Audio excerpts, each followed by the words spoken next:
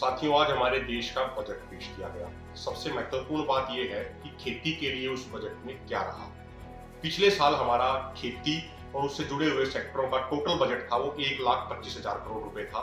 अब की बार वो बढ़ा के 1,52,000 करोड़ रुपया कर दिया गया, यानी लगभग 27,000 करोड़ रुपए की हमारे खेती के बजट में बढ़ोतरी हुई। लेकिन समझने की बात यह है कि किसानों के जो गंभीर और महत्वपूर्ण मुद्दे हैं, जिसपे लंबे समय से आंदोलन चल रहा है, चाहे वो मुद्दा एमएसपी गारंटी कानून का हो, चाहे वो मुद्दा किसान मजदूरों की कर्ज माफी का हो, चाहे वो मुद्दा स्वामीनाथन आयोग के C2+50% फार्मूले को लागू करने का हो, इन तीनों मुद्दों को एड्रेस करने का प्रयास इस बजट में बिल्कुल भी नहीं किया गया।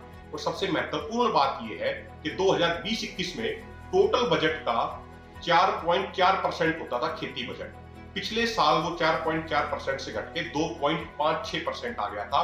अब की बार जो खेती का बजट है वो टोटल बजट का 3.15% है, यानी उसमें मामूली सी बढ़ोतरी देखी गई।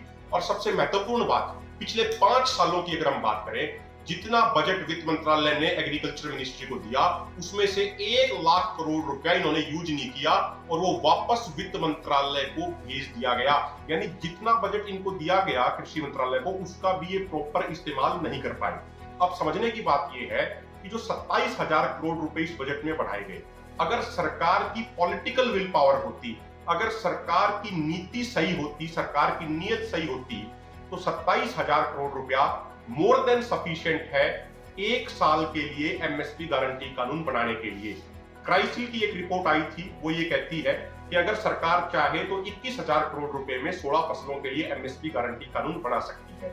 Agmark.net जो एक सरकारी पोर्टल है, जिस पोर्टल पे ये बताया जाता है कि देश में किस मंडी में किसान की फसल कितने रेट में बिकी, उसके अनुसार 15 फसलों पे एमएसपी गारंटी कानून इंश्योर करने के लिए 2022-23 में लगभग 26,000 करोड़ रुपए की आवश्यकता पड़ती।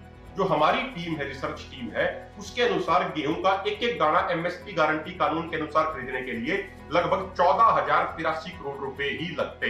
तो यदि सरकार की पॉलिटिकल विल पावर होती तो इस 27,000 करोड़ रुपए में 1 साल के लिए एमएसपी गारंटी कानून बनाया जा सकता था। और सबसे महत्वपूर्ण बात, इस बजट में माननीय वित्त मंत्री जी ने बार बार ये कहा कि हम आत्मनिर्भर ऑयल सीड्स अभियान चलाएंगे, हम आत्मनिर्भर पल्सेस अभियान चलाएंगे।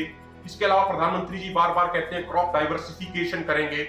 लेकिन बड़ी जिम्मेदारी के साथ एक बात हम कहना चाह रहे हैं कि क्रॉप डाइवर्सिफिकेशन और पल्सेस व ऑयल सीड्स के मामले में आत्मनिर्भरता डायरेक्टली एमएसपी गारंटी कानून से जुड़ी हुई है। जब तक एमएसपी गारंटी कानून नहीं बनता, तब तक ना तो क्रॉप डाइवर्सिफिकेशन होगा और ना ही खेती के मामले में हम आत्मनिर्भर बन पाएंगे। अगर इस साल की बात करें, 1,41,000 करोड़ के खाद्यान्न तेल बाहर से मंगवाए जा रहे हैं, 31,174 करोड़ की दाल बाहर से मंगवाई जा रही है, यानी 1,72,000 करोड़ की तो 2 मोटी फसलें बाहर से इंपोर्ट करी जा रही है। अगर ये 1,72,000 करोड़ रुपया बाहर से इंपोर्ट पे खर्च करने की बजाय अपने किसानों को दे दिया जाए, तो एमएसपी गारंटी कानून भी बन जाएगा और वो एमएसपी गारंटी कानून C2+50% फार्मूले के अनुसार बढ़ जाएगा। इसलिए सरकार में पॉलिटिकल विल पावर का अभाव दिखता है। एक और जो बड़ी बात इसमें कही गई बजट में कि वो 109 नई तरह की वैरायटीज के बीज लाए जाएंगे, जिससे किसान की प्रोडक्टिविटी, उसका उत्पादन बढ़ाने की तरफ ध्यान दिया जाएगा। और वो बीज ऐसे होंगे कि मौसम बदलने पे उनके ऊपर कोई दुष्प्रभाव नहीं पड़ेगा।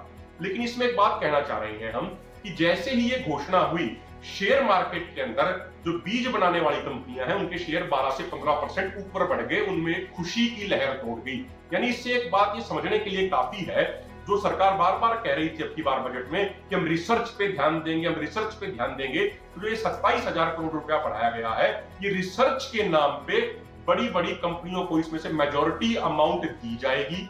अब जो ये नए बीज लेके आएंगे, ये कब तक लेके आएंगे, क्या वो ग्राउंड पे इस पॉलिसी को इंप्लीमेंट कर पाएंगे या नहीं कर पाएंगे, जो ये नए बीज लेके आएंगे वो कितने महंगे किसानों को मिलेंगे, ये भी एक बड़ा मसला है। तो कुल मिला के पूरा निचोड़ ये है कि बजट में किसानों के लिए कुछ नहीं है, किसानों को नजरअंदाज किया गया है। किसानों की कोई भी रियल मांग, चाहे एमएसपी गारंटी कानून हो, चाहे किसान मजदूरों की कर्ज मुक्ति हो, चाहे स्वामीनाथन आयोग के C2+50% को लागू करने की बात हो, उनमें से किसी भी मांग को एड्रेस करने का प्रयास नहीं किया गया। ये बेवजह की बातें कही गई कि लैंड का डिजिटल रिकॉर्ड बना देंगे, ये कर देंगे, वो कर देंगे। इसलिए किसानों के लिए इस बजट में कुछ नहीं है। 0/100 नंबर आप इसको मान सकते हैं। बहुत बहुत धन्यवाद। अगर ये वीडियो आपको पसंद आया है तो इसे लाइक ज़रूर करें। अगर चैनल अभी तक सब्सक्राइब नहीं किया है तो कर लें और नोटिफिकेशन पाने के लिए बेल आइकन भी दबा दें।